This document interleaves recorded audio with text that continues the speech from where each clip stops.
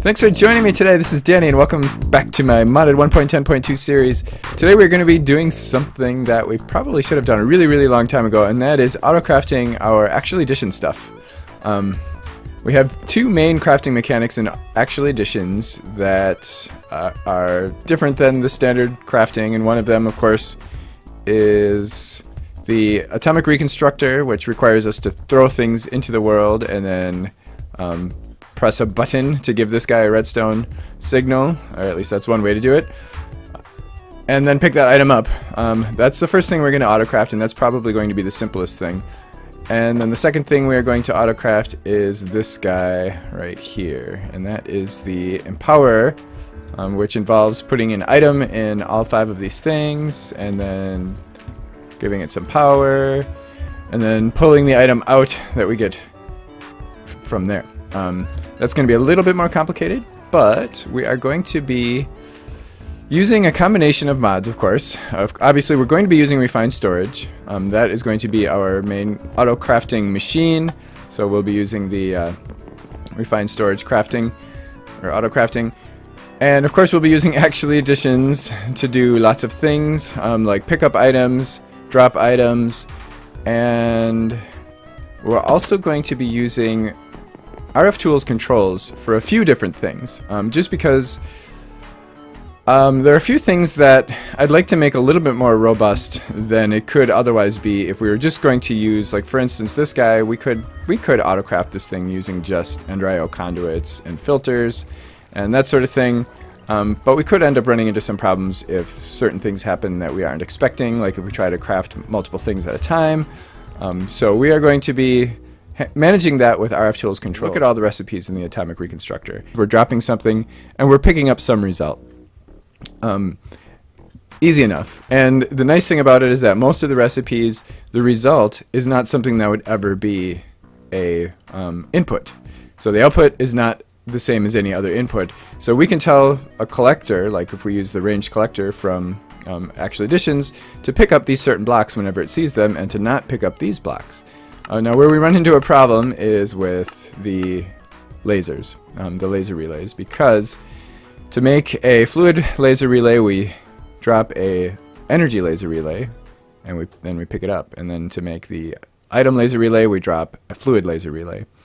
So what's going to happen is if we do what I said and just filter the range collector, when we drop our fluid laser relay in order to make an item laser relay, our collector will pick up the fluid laser relay right away, and we won't get an item laser relay. I mean, of course, there are ways that we could use vanilla redstone, repeaters and such in order to time that, but I really want this to be robust. I don't want us to have to babysit it, or have the potential of something going wrong if something is not timed correctly or whatever. We'll start with the simple ones. We already have an Atomic Reconstructor. We'll just use the one we have. We're going to need a ranged collector, need a precision dropper. It's a crafter from refined storage. We'll just set up our precision dropper so that it's facing down into this block, or we could put it over there or whatever, but I'm just going to put it above it just because I like it better that way. We're doing a 1x1. Okay, good. Oh, crap. So this thing is going to face us when we set it down, so that's why I'm down in the hole. Precision dropper, if you've never used one before, it's just like a dropper, except that it drops the item exactly in the space that it's pointing at. So you don't have to worry about, like a vanilla dropper will just throw items wherever, and yeah, this takes away that. And then we're going to place a crafter, and again, this thing is going to face us. So let's see if we can put it there. Yep, there we go. We want that facing the precision dropper because that's where a crafter is going to put stuff that we're going to be crafting. We're going to use this range collector. I'm just going to put it up here so that we can have an importer, because we have to have an importer. That's the one other thing that we need to make, or not, because we already have it. So we'll just set that on top of that. So anything that goes into this range collector should get imported into our refined storage system so that our auto crafting knows that it got the item that was requested. All right, so our physical setup is ready. Now we need to filter our stuff. With any Actually Additions blocks that have filters, you can just put stuff in there. So we could tell this thing, we only want to pick up morphing tools, and we just put that there, have it set to whitelist. It will pick up nothing that we drop, unless it's a morphing tool. That it picked it up and put it in there, and now it's in our system. Obviously, we don't want that. Or we can use the item filter, right-click on it, and put a bunch of items in here, and then put the filter in there. These are the items I'm going to start with. An Inori crystal, a void crystal. So these are the 6 crystals that we can make in the Empowerer. I mean, not in the Empowerer, in the Atomic Reconstructor and Diamantine. And then the other thing that I make a lot of in the Atomic Reconstructor is Prismarine, because it's very easy. You just throw some nether quartz in there and we get Prismarine. So that's what I'm going to put in the filter right now.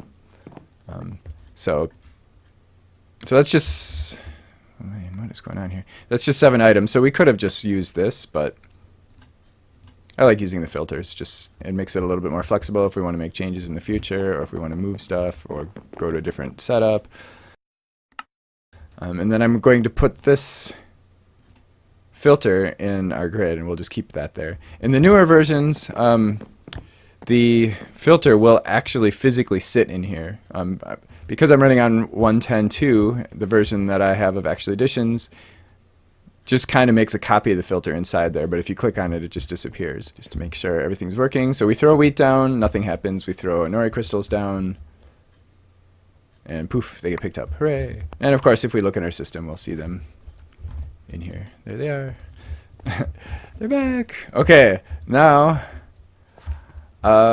we have to figure out how we're going to automate this thing getting its pulse. So right now we have it set up so that it does the laser thing when it gets a redstone pulse. I have a sensor here from RF Tools, which is capable of detecting several things that are happening in front of it. This is the front. That's the back. Oh, what? And it can sense players, hostile, passive, blocks, fluids, growth, and entities. Now, items in the world are entities. So if any item exists in that space, why is it? It's detecting this space up here. 1 block in front of sensor. So when I'm up here, it sees me as being in that space. That's interesting. But well, the significance of this is that if we, for instance, throw a redstone in there, it's going to emit a signal, and you can see that it turned it into Estonia. The Ridge Collector picked it up, and it is now in our system. So that works beautifully, except for one thing. It gives it a redstone signal as long as there are items in that block space. If something new drops down, the redstone signal will stay on, so it will not be pulsing it. So there's 2 ways that we can solve this problem. One would be to have some kind of a clock here or something that just loops. The easier way to do this would be just to grab a redstone torch and right-click on this guy so that it's set to deactivation mode, which is actually the default when you set down an Atomic Reconstructor, which means that it's always going to work unless it has a redstone signal. But then, of course, we're going to need a NOT gate. Now, we could do a vanilla NOT gate that would take up, several blocks over here, but let's play around a little bit with. Oh, I already did some stuff on here with Super Circuit Maker. So what I'm going to do is just make a simple NOT gate, which is quite easy. All we need is a redstone torch on there.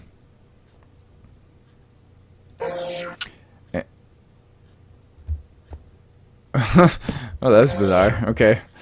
And then do that, and then we're going to take our wrench and right-click here.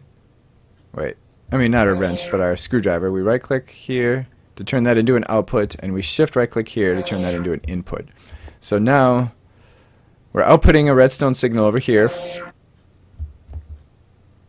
We have to do the same thing here. So from the redstone torch, we need to shift right-click there so that it's outputting. So okay, so now we're outputting a signal, and then we have to right-click this one. Oh no, that was already set to input. Okay, so now we've got a NOT gate. So it's outputting a redstone signal until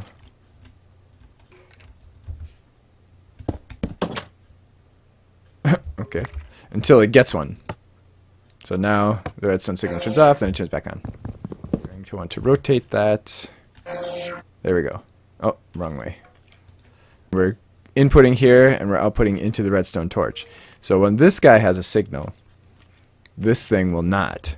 So again, if we throw something in that area, or if I just stand up here, we see redstone signal turns on. This guy should buzz in a second. Okay. So in fact, as long as there's an entity in that area, this thing's just going to continue to run until we go away. So when our precision dropper drops something into that space, it's going to, this redstone signal will turn off, cutting off the redstone signal to the atomic reconstructor, which is in deactivation mode, and it will run until there's no item there. So basically what that means is it's going to keep running until the ranged collector picks up whatever's down there, and it will only pick it up if it's one of these items that we want. So now, now we have the easy part. All we have to do is go back downstairs and set up our patterns, and maybe try to figure out how to make that look a little nicer, but we'll get to that. So here's our processing pattern encoder. That's what we're going to have to use, because this is not a standard crafting table recipe. The Restonia crystal, we go to atomic reconstructor, plus 1 redstone equals 1 Restonia crystal. Ta-da! That is so easy. It is one of the things I really like about refined storage. And then I'm going to do the prismarine right away too. Okay. Is that all? Awesome. So now if we want, we have so many of everything. Actually, let's make some prismarine. So I'm holding down Control Shift so that we can still craft even though we have stuff, and I'm just going to say give us 10 prismarine. It's going to say, oh, we have 10 nether quartz available, so we can make 10 prismarine. So boom, boom, boom, boom. So it should put it in our automatic precision dropper. It did, but it's not dropping it because I had it set to pulse mode from when I was testing. So we'll change that back to deactivation mode. So everything gets dropped. There we go. And now it's gone. And now it's been picked up. And now if we look in our system, we have 16 prismarine. So you can see there was still one that I didn't get, probably because it didn't have enough RF. And it just sat there and waited until the next time it pulsed, or not pulsed, but the next time it bzzz did. Because that's what it does when it's in deactivation mode. It just does the bzzz every few seconds or whatever. So that works beautifully. Hooray! All right, now how are we going to do the lasers? And I'm also going to set this up so that we can use this manually. So all we really have to do is this: get our screwdriver again. Set shift right click here to input and right click there. Actually, it looks like it's already outputting. So then if we put a lever there,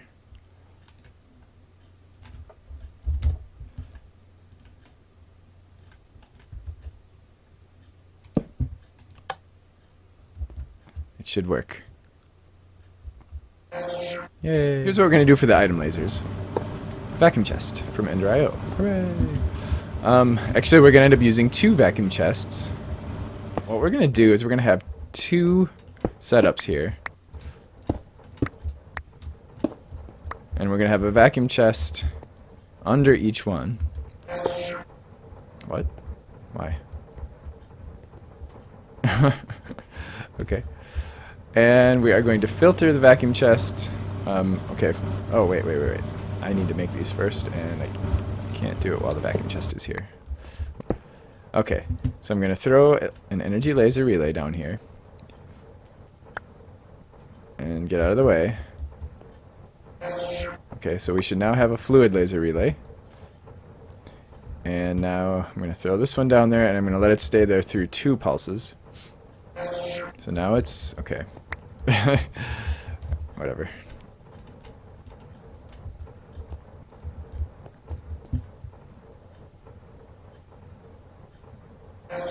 Okay. So we now have one of each. So I'm going to put a vacuum chest here. And there's 2 things we can do with the vacuum chest that are going to help us. One is we can filter it, of course. So we can say we only want to pick up fluid laser relays with this vacuum chest. So if we throw anything else down, nothing's going to happen to it. It's going to be unaffected by the vacuum chest. But if we throw a fluid laser relay, we can say it's getting sucked toward the vacuum chest. Of course, it's going to end up being there, so we're not going to have to worry about it trying to get around other blocks. The other thing that we can do that is going to make this extremely useful for us is we can change the range. So here's the range right now. I only want this thing to be picking up. I put the range down to 0. So it will only pick up items if they're right there. And of course it will only pick up the item that we specify. So then we can do the same thing here. I'm going to put another vacuum chest right here. Put a filter in it. And this one is only going to pick up item laser relays. And it's only going to do it right there. So show range. So it's just there. So if we throw, let's just make sure. If we throw a fluid laser relay on here, it doesn't get picked up. Nice. But if we throw it here, it gets picked up. And the same with item laser relays. If we throw an item laser relay here, it happened too fast. Okay, we throw that there. It became a fluid laser relay and it got sucked in. Nice. Now if we throw that here, do that, it became an item laser relay and it got sucked into here. Nice. Hooray. So then what we're going to have to do is have a separate precision dropper that drops into this space, and we'll have a separate crafter on it. Oh, because I'm there. That's right. I'm an entity. Sometimes I forget that I'm an entity. And just an FYI, I am doing the blocks, and those I'm just using the crafting recipes. So 9 Inori crystals makes an Inori crystal block. We could do that the other way around. We could put our block recipes in here instead of the individual pieces. But I'm choosing to do it this way, just because. Oh crap! I need another perfect testing opportunity. I need another automatic precision dropper, which requires a block of Restonia. So, Restonia, craft, start. It requires 9 redstone. It's going to craft 9 Restonia crystals and then craft the block. So let's see. There they are. Nice. There it is. We've got our crafter, our second crafter, and then we have our second automatic precision dropper. And they're both facing down. We're actually going to have to get at that crafter. There's only one recipe we're going to put in this crafter, at least for now. Maybe we'll put more into it in the future. In fact, we can put any recipes in either of those. The only thing we just have to make sure that we put the fluid laser relay recipe in this one and the item laser relay recipe in that one. Besides that, we can fill both of those up with whatever other recipes we want. Oh, and we have to put exporters on those. Okay, fluid laser. 1 energy laser makes 1 fluid laser relay. And item laser. Fluid laser relay makes an item laser relay. And the advanced one is just a crafting recipe, so we don't have to worry about that, at least in this setup. So which one was it again? This is the item laser relay. So we put that recipe in there, and this is that one. Hooray! I think we're good to go. I have exporters hooked up to these. I actually have them just going into another chest that has an exporter on it. So everything will get pulled back into the RS system. These are both set to deactivation mode, so they're basically going to work all the time. Anytime an item gets put in these, it's going to get dropped. Start. There's our thing. Oh, that's not activating this. I guess we're going to need another sensor. Okay. Nice thing about these sensors is that they will face the side of the block that you click on, so you don't have to worry about how you position yourself, which is nice in a tight spot like this because the only way we can really place it is from here. So there's one sensor and there's the other sensor. And I'm going to set these both to entities, area 1, 1. So when there's at least one item or one entity, it's going to give us a redstone signal and an item laser relay. We should see it drop an energy laser relay down there, go bzzzt, pick it up, and then drop the result, which was the fluid laser relay, down there. So there's our item laser relay. Okay, it's been picked up, and now it's been dropped over there. Beautiful. We can see there's redstone, and there we have it. We have an item laser relay. Nice. I'm getting ready to make another set of Empowerer things. So for the display stands, we need these aesthetic green blocks. We can now autocraft them. Hooray! And we need the aesthetic quartz. Like I said before, we can put these in either one of these crafters. The ranged collector will be able to pick it up from both places. I guess I'll just put them over here. Have them both in the same place. And then what we'll do is we'll start auto-crafting it. Aesthetic. Okay, so let's do an aesthetic quartz. So it's going to, it already has a block of quartz, so it's just going to drop it here and make it into aesthetic quartz. But it's not going to pick it up because we haven't added it to our filter yet. So I have an item filter here. It's the same one that we used before to set these up. So I'm going to put the aesthetic quartz in there. And then we're going to go in here, and I'm going to take this thing and click there again. And it's going to basically replace what we had before. So now aesthetic quartz is in there. And then I'm going to do the same thing. Oh, and then I'm actually going to, well, we'll throw the aesthetic quartz down so that the RS system can see that this crafting recipe was completed. We need 5 display stands, so we're going to need 15 each of aesthetic quartz and aesthetic green.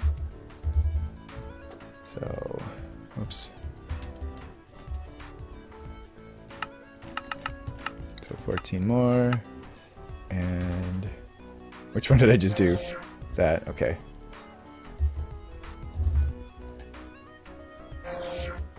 And you can see it had to do it more than once, but that's fine because the items will just sit there until they become the items that we want them to be. Let's watch. So there's still some left. As long as there are items there, it's going to keep pulsing until it gets everything. Nice. So now we have 15 of each. Oh, and we need a bunch of those. We're going to need, oh, we already have some. Okay, so we'll probably need, I don't know, probably 3 more, but we'll do a bunch of them. And again, it's probably going to have to make Restonia. Yep. I love that. In-world autocrafting is so cool. It's so satisfying to see things happening in the world like that. I'm going to continue crafting stuff for the Empowerer setup for the next episode, where we are going to be auto-crafting the Empowerer. So I hope you join me for that. If you did enjoy this, don't forget to click the like button. And of course, if you have any questions, leave them in the comment section below. And join me next time. Thanks for watching.